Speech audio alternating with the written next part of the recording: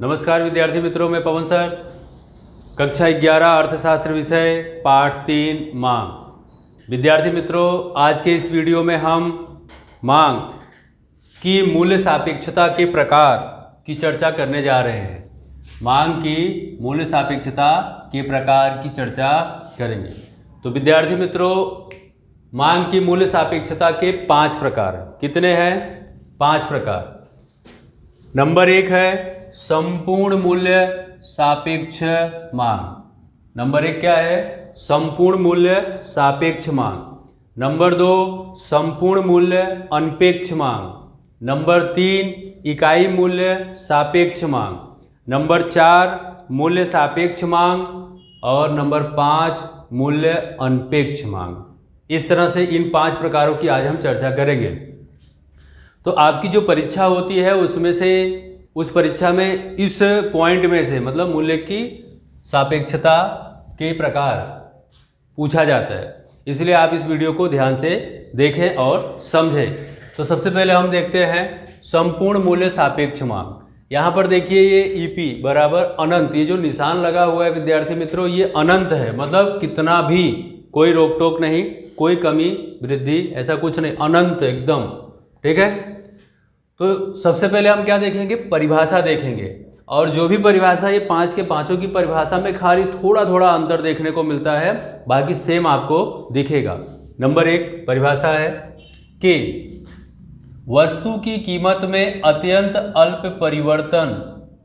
क्या है? वस्तु की कीमत में, कीमत देखिए में क्या है? अल्प परिवर्तन देखने को मिलता है। होने से मांग में अमर्यादित परिवर्तन। अब जो मांग है उसमें अमर्यादित परिवर्तन, कीमत में थोड़ा परिवर्तन, मांग में अमर्यादित परिवर्तन देखने को मिलता है। तो विद्यार्थी मित्रों, ये देखिए, ये क्या है? यहाँ पर Y, O और यहाँ पर X दर्शाया गया है।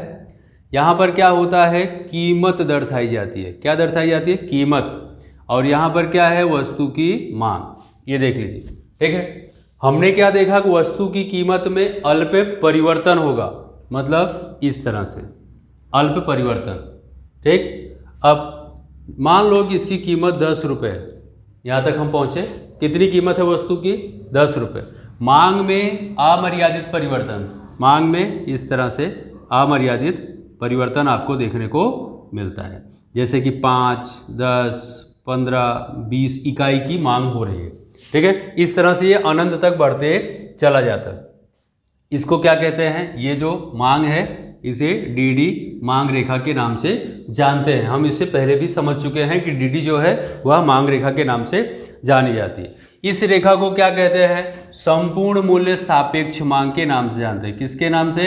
संपूर्ण मूल्य सापेक्ष मांग के नाम से जानते हैं। ठीक। ये पहला पॉइंट अपना यहाँ पर पूरा होता है। इसका एक सूत्र होता है। सूत्र क्या है कि संपूर्ण मूल्य सापेक्ष मांग बराबर, देखिए, संपूर्ण मूल्य सापेक्ष मांग बराबर मांग में होने वाला प्रतिशत परिवर्तन बटे में कीमत में होने वाला प्रतिशत परिवर्तन।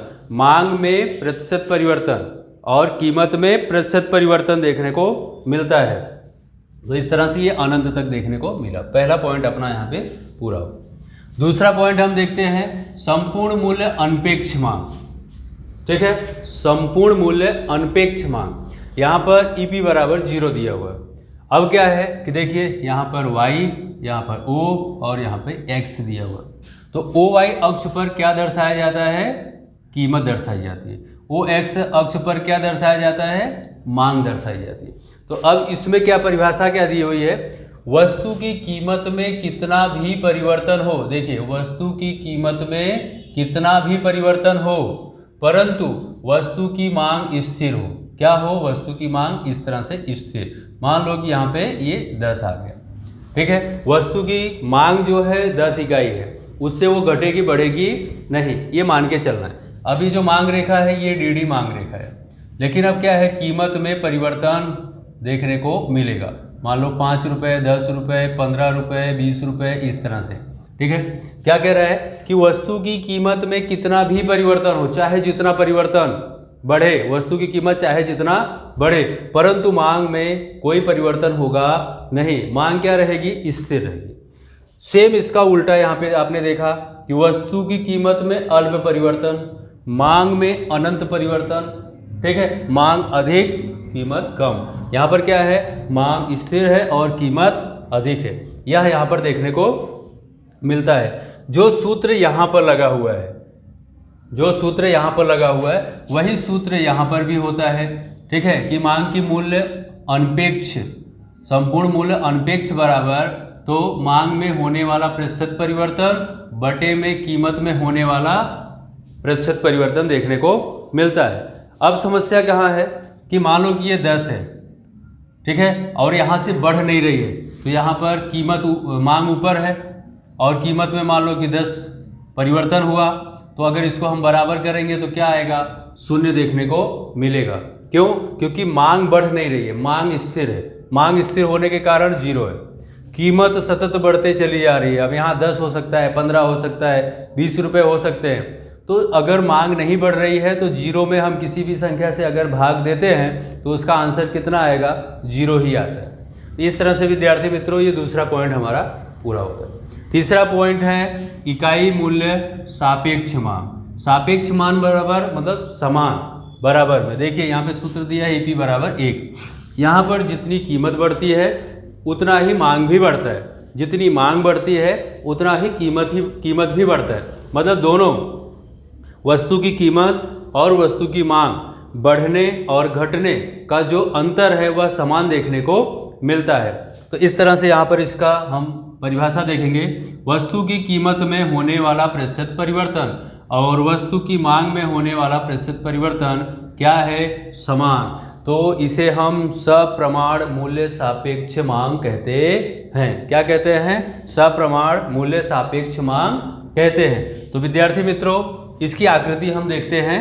देखिए विद्यार्थी मित्रों इसकी आकृति हम यहाँ पर देखते हैं। देखिए यहाँ पर देखते हैं, ठीक है। ये क्या है, OX की रचना की गई, यहाँ पर OY की रचना की गई। यहाँ पर क्या दर्शाया जाता है, कीमत वस्तु का, यहाँ पर वस्तु का मांग ये दर्शाया जाता है। तो अब मैंने जैसे कि आपको यहाँ पे परिभाषा में बताया, परिभाषा में लिखा भी है कि वस्तु की कीमत जितनी बढ़े उतनी मांग भी बढ़ेगी। तो सबसे पहले हम देखेंगे, ये देखिए ये हो गया, और ये देखिए मान लीजिए कि ये वस्तु की कीमत 10 रुपये बढ़ी और यहाँ पे 20 रुपये बढ़ी। वस्तु की मांग यहाँ पर क्या हुआ, 5 इकाई बढ़ी और यहाँ पे 10 इकाई बढ़ी। तो अब दोनों में जो अंतर देखने को मिल रहा है समान बढ़ेगा, तो 10 इकाई और 20 इकाई। तो अब दोनों के बीच में ये देखिए अंतर जो बढ़ रहा है वो कैसा है, समान है, इसलिए इसको यहाँ पे जोड़ देंगे और ये क्या हो जाएगा, DD मांग रेखा बनती है। ठीक है, क्या बनती है, DD मांग रेखा बनती है। देखिए यहाँ पर कि O जहाँ पर दिया हुआ है ये उद्गम बिंदु से 10 इकाई की मांग बढ़ी, तो यहाँ पर क्या हुआ, 20 रुपये इसकी कीमत थी। और जब यहाँ पे मांग 10 इकाई से बढ़कर 20 इकाई होती है तो वस्तु की कीमत भी घटकर क्या होती है, 20 रुपये से घटकर 10 रुपये हो जाती है। अब यहाँ पर दोनों का अंतर समान देखने के कारण जो DD मांग रेखा है वह ऋण ढाल वाली देखने को मिलती है। इसका सूत्र भी अगर हम देखें तो क्या होगा, सूत्र में यहाँ पर देखिए जो मांग है, जैसे कि परिभाषा यहाँ पर सूत्र दिया हुआ है, ऊपर मांग बटे में नीचे कीमत, ठीक है। अब देखिए यहाँ पर 10 का अंतर है, तो 10 क्या है, मांग है, बटे में 10 रुपये क्या है, कीमत है। तो बराबर अगर हम 10 का 10 में भाग देते हैं तो कितना आंसर आएगा, 1। क्या हुआ, समान हुआ। कीमत, मांग जो है 10 इकाई बढ़ी, कीमत जो है 10 रुपये का परिवर्तन देखने को मिला, इसलिए आंसर कितना आया, 1। तो विद्यार्थी मित्रों ये चौथा पॉइंट है मांग की मूल्य सापेक्षता के प्रकार में मूल्य सापेक्ष मांग। अब ये जो निशान आप देख रहे हो जिस तरफ इसका मुंह खुला है बड़ा है, मतलब 1 से अधिक इकाई की यहाँ पर बात हो रही है, ठीक है। वस्तु की कीमत में प्रतिशत परिवर्तन होने मतलब करने से, वस्तु की कीमत में प्रतिशत परिवर्तन करने से वस्तु की मांग में होने वाला प्रतिशत परिवर्तन अधिक है। क्या है, वस्तु की मांग अधिक है और कीमत कम हो तो ऐसी वस्तु की मांग को मूल्य सापेक्ष मांग कहते हैं। मतलब यहाँ पर क्या है कि वस्तु की कीमत में प्रतिशत परिवर्तन करने से वस्तु की कीमत में परिवर्तन देखने को आपको थोड़ा सा मिलेगा, और मांग क्या है, अधिक, मांग में ज़्यादा परिवर्तन देखने को मिलेगा। इसकी आकृति हम यहाँ पर देख रहे हैं, ये देखिए, ठीक है। तो ये देखिए यहाँ पर ओ वाई पर हम क्या दर्शाते हैं, कीमत। ओ वाई पर हम क्या दर्शाते हैं, कीमत। ओ एक्स पर क्या दर्शाया जाता है, वस्तु की मांग। तो हमें क्या करना है, प्रतिशत परिवर्तन किसका है, कम परिवर्तन किसका है, कीमत का। देखिए ये देखिए और ये देखिए, अगर मान लो कि यहाँ पे वस्तु की कीमत 10 रुपये थी तो वस्तु की कीमत बढ़कर खाली कितना हो जाएगा, 20 रुपये, थोड़ा सा यहाँ पे अंतर देखने को मिलेगा। लेकिन उसके सामने अगर यहाँ पर वस्तु की जो मांग है ये 10 इकाई से बढ़कर 30 इकाई हो जाती है। कितनी इकाई हो जाती है, 30 इकाई हो जाती है, मतलब उसका डबल बढ़ता है और यहाँ पर कम बढ़ता है। और इस रेखा को अगर हम इस तरह से ऐसे जोड़ देते हैं तो ये क्या हो जाएगा, डी मांग रेखा बनती है, जो ऋण ढाल वाली बनती है। क्या बनती है, ऋणात्मक ऋण ढाल वाली बनती है, ठीक है। तो यहाँ पर आपने देखा कि वस्तु की कीमत में थोड़ा सा परिवर्तन हुआ, लेकिन उसके सामने वस्तु की मांग में अधिक परिवर्तन देखने को मिला। तो ये जो सूत्र यहाँ पर दिया है कि मांग में होने वाला प्रतिशत परिवर्तन बटे में कीमत में होने वाला प्रतिशत परिवर्तन, तो यहाँ पर देखिए मांग में होने वाला प्रतिशत परिवर्तन बटे में कीमत में होने वाला प्रतिशत परिवर्तन। तो मांग आप देख रहे हैं, मांग में 10 और 30 के बीच में 20 का अंतर देखने को मिलता है, और कीमत में 10 रुपये कीमत से बढ़कर 20 रुपये होती है, तो मतलब 10 का अंतर देखने को मिलता है। तो अगर हम यहाँ पर भाग देते हैं दोनों में तो कितने का अंतर देखने को मिलता है, आप हल करके एक बार देख लीजिए।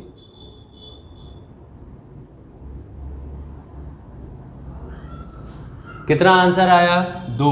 कितना आंसर आया, 2।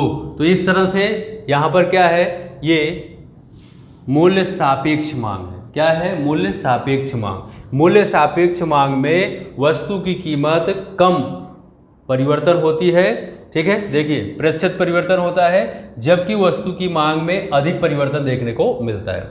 अब हम 5वां पॉइंट देखेंगे, मूल्य अनपेक्ष मांग।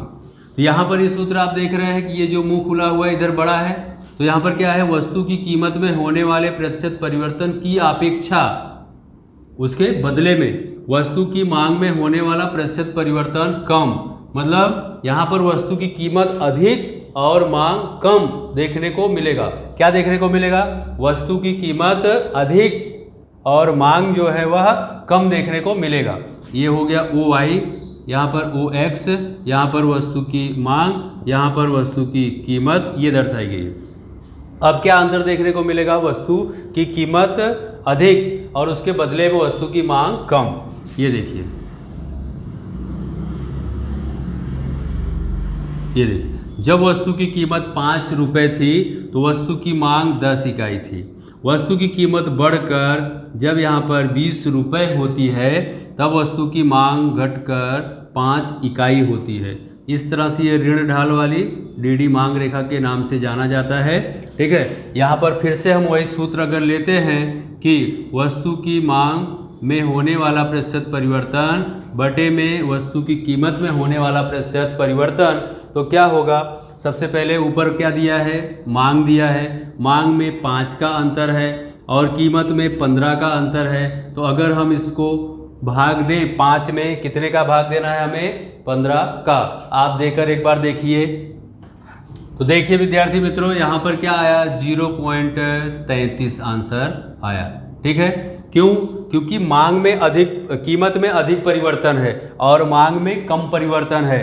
तो मांग की संख्या क्या है, कम है, कीमत की संख्या क्या है, अधिक है। तो कम संख्या में अगर हम अधिक संख्या से भाग देते हैं तो हमारा आंसर क्या होगा, पॉइंट में बदल जाता है। इस तरह से विद्यार्थी मित्रों हमने यहाँ पर मांग की मूल्य सापेक्षता के 5 प्रकार देखे।